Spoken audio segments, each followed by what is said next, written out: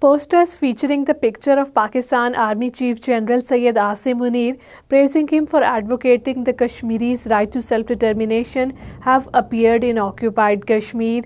The posters displayed on the outskirts of Srinagar inscribed with the General Asim Munir's statement on Kashmir.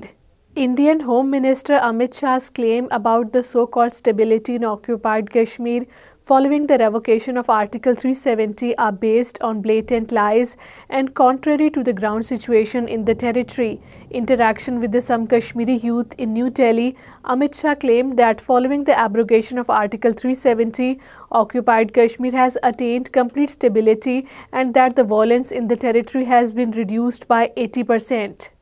In an attempt to counter the conspiracies hatched by the India's ruling nexus, Rashtriya Swayamsevak Sangh and the Bharatiya Janata Party to fuel sectarianism in occupied Kashmir, prominent business leader Shakil Kalandar has sought the urgent intervention by Muttahida Majlis-e-Ulama chairman Mirwais Umar Farooq.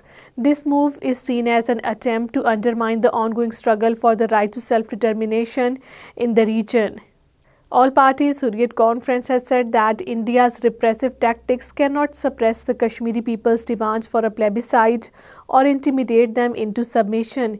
APHC spokesman Advocate Abdul Rashid Minhas, in a statement issued in Srinagar, said that Kashmir remains a political dispute that cannot be resolved through the military might or repression.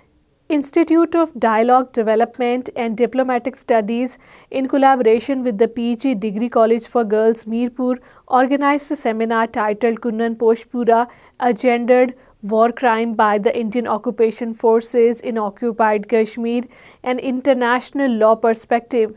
The primary objective of the seminar was to highlight the gender-based war crimes committed by the Indian occupation forces who have weaponized sexual violence as a tool of the war.